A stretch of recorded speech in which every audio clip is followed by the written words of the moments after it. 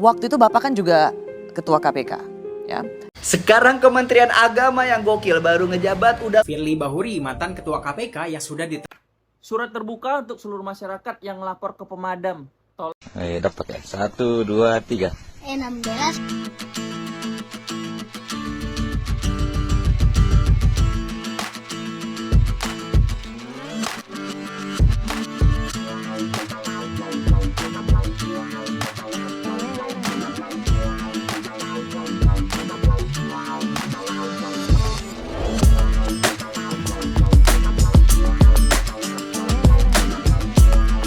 Assalamualaikum warahmatullahi wabarakatuh. Berjumpa kembali dengan Romlia Pratama. Teman-teman sahabatku semuanya, gimana kabar kalian? Mudah-mudahan kalian semuanya baik-baik saja beserta keluarganya di sana. Teman-teman sahabatku, buat kalian yang baru gabung, yang baru nonton video ini, silahkan di subscribe dulu, di like dan di komen guys.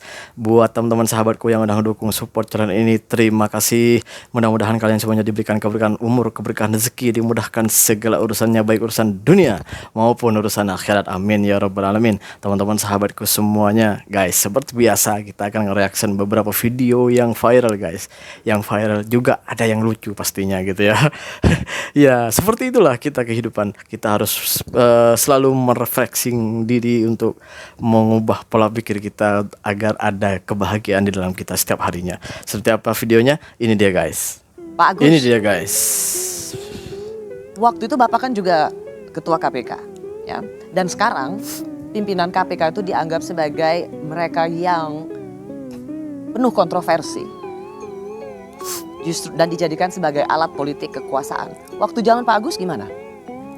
Waktu zaman saya, dia mencoba mau dijadikan alat kekuasaan, tapi karena waktu itu masih independen, masih tidak di bawah presiden, kita masih bisa menyangkal atau bisa tidak mengikuti apa yang diinginkan oleh presiden. Oh, Ini jadi bagus. waktu itu Pak Agus sendiri bisa merasakan KPK itu mau dijadikan sebagai alat kekuasaan.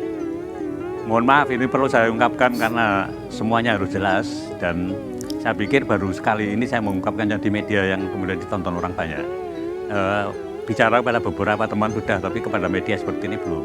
Mohon maaf, kenapa saya kemudian tadi di depan juga menyoroti tone of the top, keinginan Pak Jokowi itu kemudian perlu juga menjadi perhatian kita. Saya terus terang pada waktu kasus IKTP, saya dipanggil sendirian Oleh? oleh Presiden. Presiden pada waktu ditemani oleh Pak Pratikno. Jadi saya heran, biasanya yang memanggil itu berlima, ini kok sendirian. Dan dipanggilnya juga bukan lewat ruang wartawan, tapi lewat masjid kecil itu. Jadi dijemput dari sana. Nah itu di sana, begitu saya masuk, Presiden sudah marah. Presiden sudah marah, menginginkan, karena baru saya masuk itu, beliau sudah teriak, hentikan. Kan saya heran, hentikan, yang dihentikan apanya gitu kan. Setelah saya duduk, ternyata saya baru tahu kalau yang suruh hentikan itu adalah kasus Pak Setnov. Ketua DPR waktu itu? Ya, ketua DPR pada waktu itu mempunyai kasus IKTP, supaya tidak diteruskan. Nah, sprindik itu kan sudah saya keluarin 3 minggu yang lalu. Dari Presiden bicara itu. Sprindik itu tidak mungkin, karena KPK tidak punya SP3, tidak mungkin saya berhentikan, saya batalkan. Ya. Kemudian karena tugas di KPK itu seperti itu, makanya ya kemudian tidak saya perhatikan, saya jalan terus. Tapi akhirnya kan dilakukan revisi undang-undang, nanti kan intinya revisi undang-undang itu kan SP3 menjadi ada, kemudian di bawah presiden, karena apa pada waktu itu mungkin presiden merasa bahwa ini ketua KPK diperintah presiden kok nggak mau, apa mungkin begitu kemudian Itu gelagat awalnya ya? Ya, nah, jadi jadinya kan revisi undang-undang KPK itu, dan sebelum revisi undang-undang KPK itu Anda kemudian juga perlu pahami, buzzer itu kemudian kan bukan main kan, KPK sarang Taliban, KPK. Jadi sehingga civil society pada waktu itu yang membela revisi undang-undang KPK itu sangat-sangat sedikit. Teman-teman saya seperti Pak Imam Prasojo itu nggak datang juga loh waktu itu, karena Tidak sebanyak waktu membela cicak buaya. Sebenarnya pada waktu cicak buaya, karena merasa ini KPK sudah seperti Taliban, seolah-olah omongannya buzzer itu betul. Gitu. Gimana mau maju ya? Gimana mau diberantas korupsinya gitu? Kalau negara ikut campur ke dalam KPK atau presiden gitu. Mudah-mudahan Pak Prabowo ini tidak seperti pemimpin-pemimpin yang lalu yang mau menguasai KPK. KPK ini Komisi Pemberantasan Korupsi di Indonesia guys gitu. Jadi kalau kepala negara mau ikut campur di situ hancur lah gitu. Apalagi ada ada penekanan di sana. Waduh, hancur banget. Sampai kapanpun korupsi kita ya nggak akan hilang gitu. Sampai kapanpun ada gitu. Bahkan sampai sekarang tuh masih banyak yang korupsi gitu. Disitulah kenapa korupsi di Indonesia itu sangat tidak bisa, bukan sangat tidak bisa ya, sulit sekali untuk hilang gitu. Ya puncaknya ya seperti itu. Kepala negara ada di dalamnya. Mudah-mudahan Pak Prabowo tidak seperti itu. Kita hanya bisa berdoa guys gitu. Ya perkaranya nanti dia sama aja ya, nggak tahu lah gitu ya. Aduh, kita berlanjut ke video yang selanjutnya. Ini dia guys. Sekarang Ini dia, guys. Kementerian Agama yang gokil baru ngejabat udah nguak masalah kasus kuota haji dan ini hasil temuannya. Ini bagus ini. Menghasilkan temuan sebagai berikut. Mengakibatkan adanya praktek pemberangkatan 3.503 jamaah haji khusus dengan status tanpa antri mendaftar tahun 2024 dan berangkat tahun 2024. Sedangkan harga haji di tahun 2024 93 juta dikali 3.500 dan ini hasilnya. Dan itu adalah jumlah uang yang harus dikeluarin sama orang yang mau haji di Indonesia. Tapi pasti ada uang paham yang harus dikeluarin sama mereka agar bisa berangkat di tahun 2024 juga. Nggak ngantri kayak orang-orang sebelumnya yang harus antri sampai dengan 10 tahun. Dan jujur ini udah kekuak. Pertanyaannya siapa yang akan bertanggung jawab dan siapa aja orangnya yang sudah merugikan untuk orang-orang yang mau berangkat haji tapi malah dipersulit bahkan dizolimin. Ini urusannya sama Tuhan. Kita tunggu nih Kementerian Agama siapa yang bakal nyiduk orang di balik layar ini.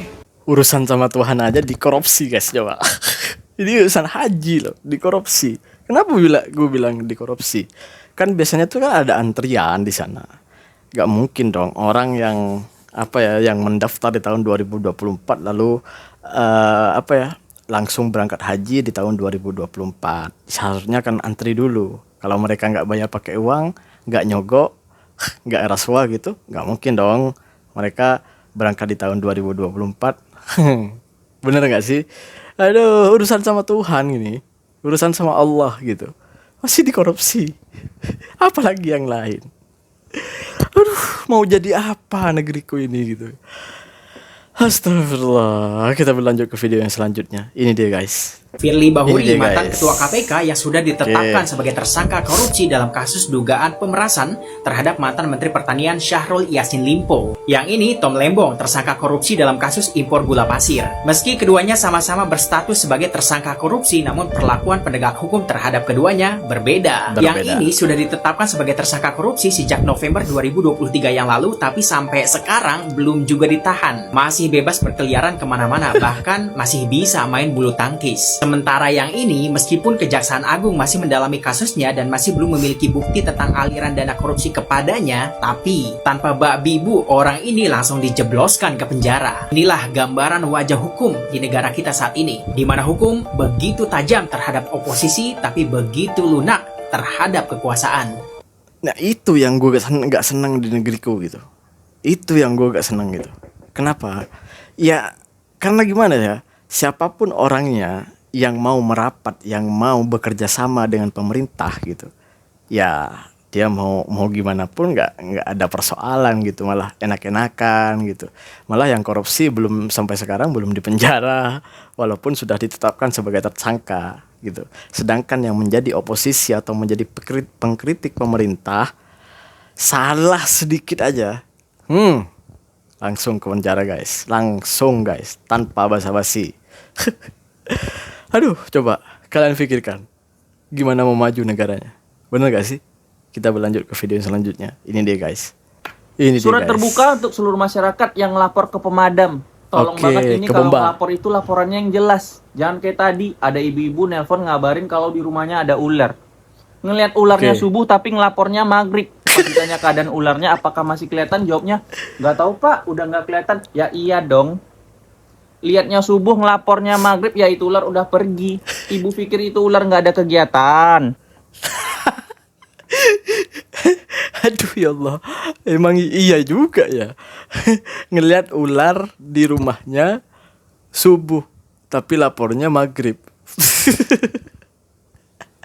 Terus, aduh ya Allah, ada aja Konoha ini. Aduh, entah itu warganya lah yang kocak, entah itu pemerintahnya lah, aduh. Oke, berlanjut ke video yang selanjutnya. Ini dia guys. Ayo Ini dapat dia ya. guys. 1, 2, 3. 16 Agustus tahun 45. 17 kok. Aduh, 17 Agustus dek, bukan 16. Aduh. Oke, lanjutin dulu. Besoknya hari kemerdekaan kita. Oh iya, bener. Besoknya hari kemerdekaan ya. Oh iya. Tadi kan 16, terus besoknya 17 ya, bener. Aduh, emang paling bener lah adik ini.